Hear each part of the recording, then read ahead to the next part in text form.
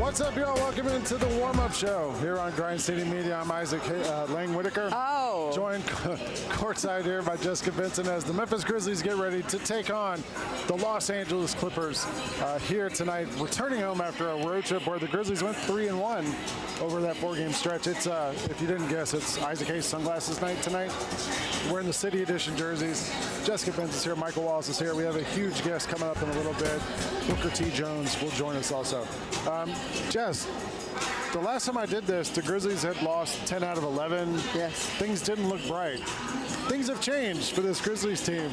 What did you see from this Grizzlies team on that road trip that gives you a little hope going forward? I think you saw a team start to find its identity, and a part of that was finding Zach Edey back in the lineup. Sure. He's been tremendous, and he truly has changed everything for this team in a short period of time. We saw in that game against the Clippers, the team the Grizzlies will now face again tonight. They have 3 games against the Clippers in about a 2.5-week span as they play them again on December 14th, played them the day after Thanksgiving. He had 19 rebounds in that game, and that was going up against a pretty formidable big, and if it's a Zubats.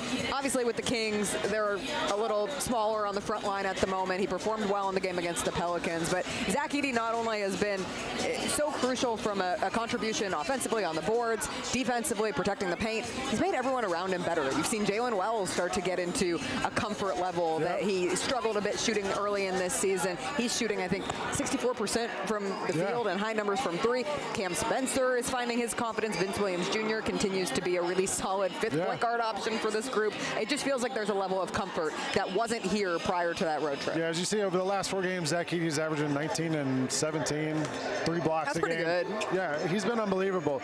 I also think it's been interesting to watch the way the other players around him have kind of developed and gotten used to playing with him and how it changes the way the Grizzlies are going to play. It also defensively, I think, makes things a lot easier if you are Vince Williams, if you're Jalen Wells, because you can be a little more aggressive on the perimeter knowing you have that behind you, right? Yeah, it's a massive backup option at all times. And we've seen this from Jaren as Jaren continues to get back to his comfort levels. He was great in the 4th quarter against the Clippers, had 11 of his points in that final frame, and when he can really operate in that free safety realm, not pick up some of the cheap fouls that sometimes have plagued him, and early in this season have plagued him as well. It's just one of those things where like your life is made easier by a 7'4", 300-pound body on both ends of the court, and a 7'4", 300-pound body that can move. I think Zach Edey has talked about not even being back to 100%. His wind has gotten him a little bit through these games being back. So you think about that there's another gear that he can still flip into, but he's moving really well this year. We're going to skip your main character because I have a clip of Tuomas Isalo yesterday at practice that I want to play for you because we like the way Tuomas talks in these situations. I'm ready. He talked a little bit about the adjustment that the Grizzlies are making right now. Yeah, I still consider this very much short term. So I think it's natural, like for human nature, is to very much overestimate what can be done in the short term and very much underestimate what can be done in the long term. Like it's compounding interest. Like it's if you're a stockbroker or an investor, you understand what compounding does. And that's what we try to do. There's no like miracles. Like you guys ask me after every game, okay, have we now improved? And have we now improved? And it's completely different. Like we have completely different perspectives on that timeline. Like in a way that as long as you're making progress, good things will happen. Then it's just about the time scale when those happen. But you need to keep making progress. And I personally, and we as a group, we're paranoid about this. But you also can't force or speed up that process. I've tried it. It leads to a ton of frustration. It leads to a ton of disappointment in the short term and loss of confidence from the whole group. The full clip's like a whole nother minute of this. But what did you take away from what Tuomas just said about compounding interest? Compounding interest, underestimating, overestimating, trying to, like, I saw you taking notes furiously. Paranoid about this. I love to think of it as this paranoia of trying to rush. Listen, the concept of trust the process became something that got dunked upon courtesy of the Philadelphia 76ers at one point because the process took forever at one point. But it is true. And a long 82-game 14-game season makes it very difficult to operate under a kind of a standard of patience, right? We do have to react to every game. We are reacting even in a 10-game period, even in a road trip period. They go 3-1. There can be so many different, I think it was Coach Isolo who said this, or it might have been, I can't remember which coach said it when they were coming through here, but this idea of a team develops so many different identities over a season, and they play so many different roles, and so there is this adjustment level that you have to take into account. It makes it difficult from how fans, how media react to each and every game, but I appreciate the long-term vision, and hey, listen, operate like a stockbroker, and hopefully you're rich by the end of the year. Let's get you to some of the injuries for tonight. We'll go through this. G.G. Jackson is not injured, but he's not with the team. He's on G League assignment. Coach Isolo said they want to get him some reps and get him some time to do some development down there. Out with the injuries, the same guys as always: Brandon Clark, Ty Jerome, John Morant, Scottie Pippen, Javon Small. Clippers without Bradley Beal, of course. The most recent thing is Chris Paul is not with the team. Bogdan Bogdanovic is out with a hip issue, but he's here shooting around, so I'm not sure if he's going to be available tonight. But this Clippers team without Chris Paul, they've struggled this year. Without Chris Paul the other night, they won by 30 their first game. So we'll see what happens now without Chris Paul on this Clippers team. Jessica, you can hear on the radio tonight. You can hear on the double post game here on Grind City Media. We're going to take a quick break. When we are back, we're going to be joined by the Rock and Roll Hall of Famer Booker T. Jones. You're watching the warm-up show here on Grind City Media. Nate Bargatze. Look, I say a lot of dumb stuff. I try to keep it in front of large groups. Seems to go better that way. Big Dumb Eyes World Tour. When you say something dumb one-on-one, it's a lot for that person. I'll say it, then I can just feel that they feel the weight of my life on their shoulders. Tickets and info at NateBargatze.com. Don't miss the Big Dumb Eyes World Tour. Nate Bargatze. The world needs B2K.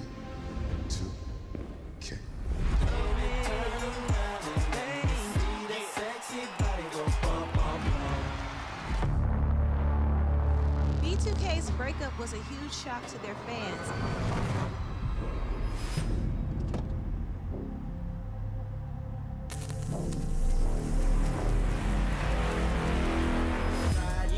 Boys for Life Tour. Southland Casino Hotel is helping you navigate to Santa. Win your share of over $550,000 in free play and a brand new Lincoln. Here Comes Santa takes flight on Saturday, November 1st, when you can begin earning entries. And don't forget the grand finale drawings on Saturday, November 29th and Saturday, December 27th to win a share of over $40,000 in free play or a brand new Lincoln. Win big during Here Comes Santa, only at Southland Casino Hotel. Watching the Grizzlies is easy with FanDuel Sports Network. If you have cable or satellite, you're all set. Find us on your channel lineup. You can also use your TV provider login to watch games on the FanDuel Sports Network app. No cable or satellite? Subscribe directly to FanDuel Sports Network online. You can also watch on Prime Video by adding a FanDuel Sports Network subscription. Not sure where to start? Visit FanDuelSportsNetwork.com to learn more.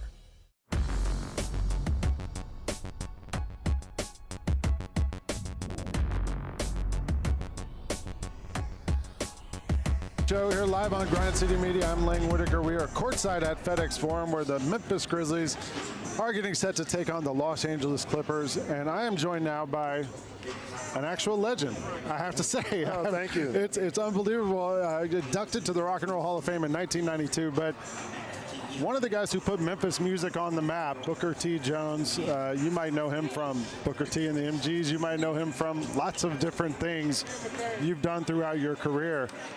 I saw you earlier today on the Chris Vernon show, and you talked a little bit about Green Onions and how that song was supposed to be the B-side of a... I always wondered, where did the name Green Onions come from? The name Green Onions came from a name that Louis Steinberg and other band members wanted to name that song Funky Onions. when we finished it and it got mastered, it was called Funky Onions until the owner of the record shop and the sister of the record label owner came and said, no, you're not going to put out a record from here called Funky Onions. It won't get played. So they changed the name to the Tamer Green Onions. Oh, I get it, because they thought funky sounds a little funky. Yeah. Estelle Axton, that was 1962. You don't say a word like funky on the radio. That's great. You were 17, right, when you guys did Green Onions? It made me think. I have a son who's 12 years old, and I'm making him take piano lessons. Did you want to play the organ, the piano, when you were that age, or was that something your parents made you do? No, I got a paper out to pay for my piano lessons, and I took them from maybe age 9 or 10, something like that. And it was something you were excited to do. Yeah, I've always been crazy about music. Yeah. From the time I was a little boy, I ruined my parents' floors with my drumsticks. Their new hardwood floors. Was drums your first thing, or drumsticks? Oh, okay. I didn't know if drums were like your first instrument. Yeah. Did you? Who were your favorite artists when you were growing up? Like, who did you listen to? Well, it became Jimmy Smith for the Hammond organ, but I got into music because of a composer that went to Indiana University and classical music. I played gospel music, and I had those influences. A lot of different influences. Really? Yeah. Was most kids nowadays listen to rock music or hip hop music. Were you listening to popular music when you were that age? Or yeah, we got country music, we got WDIA, and we got gospel music. And my grandmother played classical music every day. She played Debussy and Liszt, and she taught my mother, and my mother taught me. What is it, do you think, about Memphis that it produced so many important musicians over the last 50 years? That's an interesting question. Probably a metaphysical question, because there's something about the city that attracts. And how do you put your finger on that? But it's true. Yeah. I thought I felt it coming in on the airplane. It's just a special place for music and maybe communication.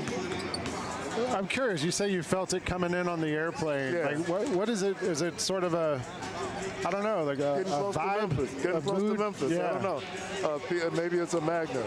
Yeah, that's interesting. I always tell people, I've been here now almost 10 years, and I tell people the thing I love about Memphis is this city has a real history and a point of view. Unlike a lot of other places, I won't name cities, but there's a lot of other cities where you go and it's tall buildings and banking, and Memphis has a real history and a culture, and you can define it pretty easily versus a lot of other places. I was told, now you've lived out on the West Coast for a while now, that you're very into meditation. Is this true? Like wellness and meditation are things that you're very focused on these days? Yeah, I'm into spirituality and metaphysics and that kind of thing. Was this something you were interested in a long time ago, or something in the last few years? No, I was a church boy here in Memphis. I went to Mount Olive CME Church, and I was christened there, and I was raised on gospel music and blues. Yeah. You're playing at halftime tonight. What are you going to perform? Sitting on Dock of the Bay. Which I don't know if people know that's you playing on the recording. On the original, yeah. And Green Onions. Okay. So two of the most consequential songs of the last 75 years, which is unbelievable that you're on both of those songs. I am. I was curious, your style of play is very singular. When other artists ask you to play, Are you thinking, I got to play like Booker T, or are you thinking, I need to play what's right for this song? I'm thinking I got to play what's right for this song. Really? So you're not trying to show off. Show off. Oh, thanks. No, you're not. I'm saying you don't want to show off. You want to play what the song requires. I'm definitely playing what I think is appropriate for the song. And Sitting on Dock of the Bay is a good example of that, I think. A lot of Otis Redding songs are I played what I thought would lead up to an emotional output from Otis, that type of thing. After the last question I'll give you here, once you become well known, you start collaborating with everyone from Willie Nelson to Elton John. Who were you most excited to collaborate with? Which artist were you the most excited to collaborate with? Woo. Oh man. Well, the honest answer is Booker T and the MGs. Yeah. Those guys, I don't know how they did it. They communicated without words. Really? And they did it over and over and over again. And that band never failed me. We lost Steve Cropper this week. I know. How would you describe his playing, the way he played, his sound? Innovative. He was the first to do so much, and it wasn't a question. He was the first to really play rock and roll. Well, is that the word? Rock and roll guitar on a soul record. I don't know how to say it. I know what you mean, like solos and aggressive kind of But he put the bottom in the rhythm section and the big sound. Yeah. And it hadn't been done before. Are you a basketball fan? Are you a sports fan?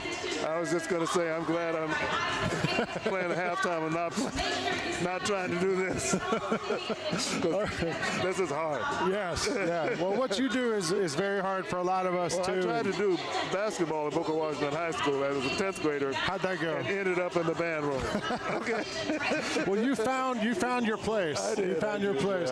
Yeah. And we're excited you're in our place tonight. Thanks for having me. And we can't wait to see you at halftime. Booker T. Jones from Booker T. and the MGs. We'll take another break. We'll be right back here on the warm-up show on Grind City Media.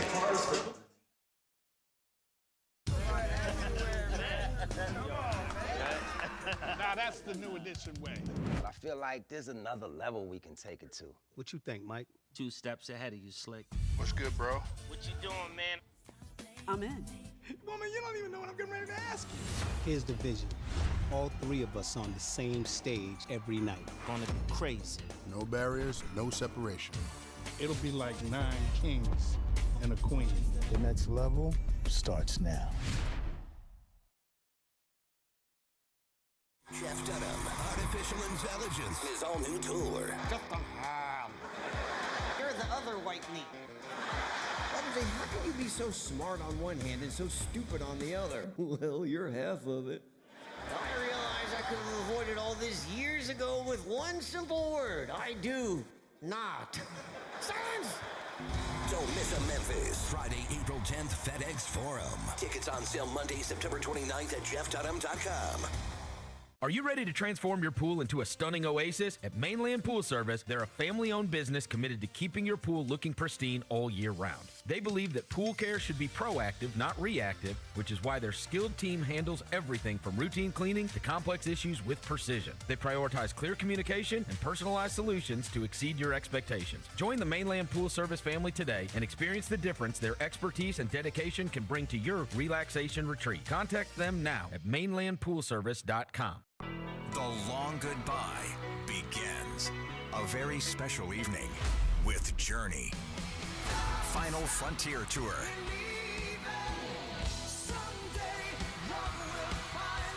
Journey. Tickets are on sale now at journeymusic.com. Your chance to say goodbye to the songs that changed our lives. Journey. Final Frontier Tour.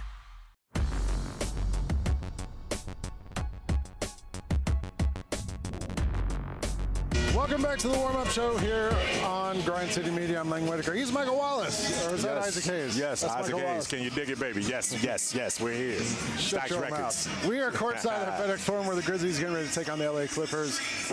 Talk about a hard act to follow. You got to come I'm trying, man. I'm trying. After a real legend. I was like, Yes. oh my gosh, we get to have Booker T. Jones on the warm-up show. Oh, man. Let's go around the NBA like we always do at this time. And instead of going around the NBA to start, Mike, I wanted to start right here because we didn't have you on the first segment.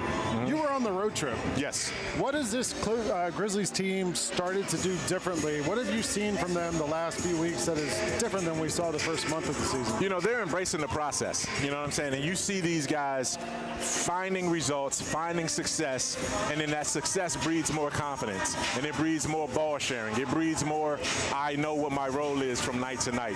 You've seen Cam Spencer. You know, he's ranked 6th in the NBA in three-point shooting right now. Jalen Wells emerged from his slump. You know, Vince Williams Jr. had a 15-assist game and a 17-assist game. And Zach Edey's return calibrated all of this. So what you have now is a team, when Ja comes back, he's going to be coming back to a much more connected and asserted team than the one he left when he got hurt. You covered LeBron James in Miami for a few years. Yeah. Last night, LeBron had his first game where he did not have double-figure scoring. Right. In 1,297 games. The last time he had single-figure scoring in a game was before the iPhone was invented. And the last play of the game, 2007, right? LeBron had 8 points. He had a chance to take the last shot. He gave it up for Rui Hachimura to hit the last shot. Yeah. Are we seeing the beginning of the end a little bit with LeBron here, do you think, or is this LeBron making the right play? That's LeBron making the right play, and it was on LeBron's terms. Yeah. I think he's fine with that streak ending, you know, and it ended on his terms. He could have obviously taken a shot. He could have been more aggressive at certain points during the game. I know he missed some shots early in the game. But the thing about LeBron James is this, man. You know, he's comfortable in his own skin. It's amazing that that streak lasted as long as it did.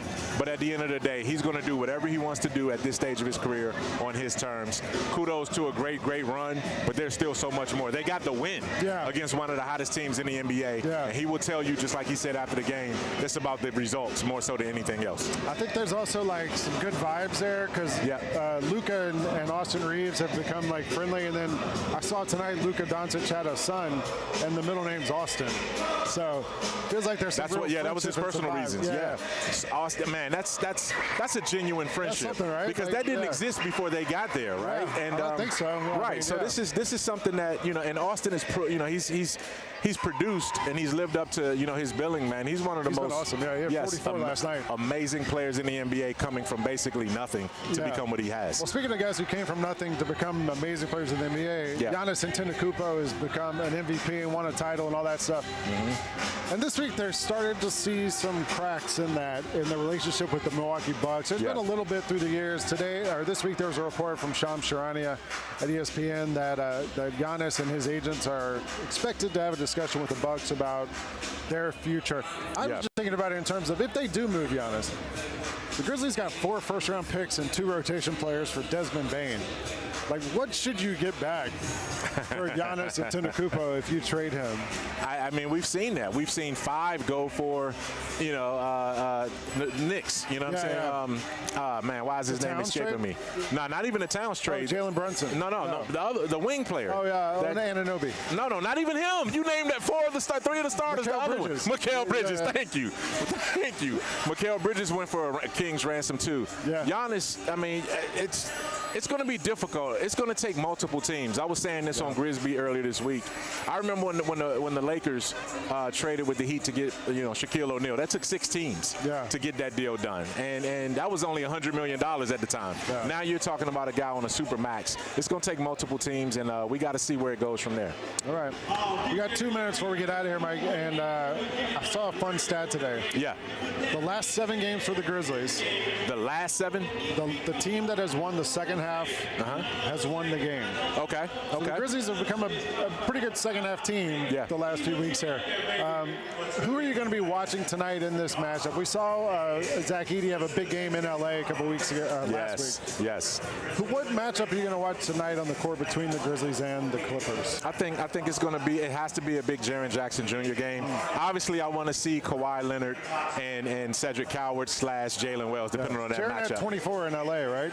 He had 24 before in LA, but I think tonight he has to bounce back from that bad taste in the San Antonio game. He's been kind of up and down. We've seen some great performances from him, but this is a game where you're back at home. You got to take advantage of this team in this time, and it's got to be Jaren doing the way. I think this Grizzlies team is interesting matchup with the Clippers because the Grizzlies have so many guys who can defend the wing now. Yeah. And they have a lot of guys you can throw at a James Harden and throw at a Chris Dunn. And Kawhi and James had great games last time. They just didn't get help from anyone else. Yeah, I want to see Zubats against Zach Edey because I know that's the big time. Zach Edey likes Zubats and loves him. Studies him, and we'll see how that plays out. All right, we're going to get you out of here, and if you're going to watch the game tonight, you can flip over to FanDuel for the pregame show, Grizzlies Live, and then the actual game with Fish, with Pete, with Brevin, with Chris Vernon. On the radio, ESPN 92.9, you got Eric Hasseltine, Jessica Benson, Elliot Perry, and Bennett Doyle. After the game on Grind City Media, we got the double post with John Roser and Jessica Benson and Bennett Doyle and me. So that's it. We'll see you back here. We'll see you back here Sunday night for the Grizzlies and the Blazers. He's Mike, I'm Lang. Peace.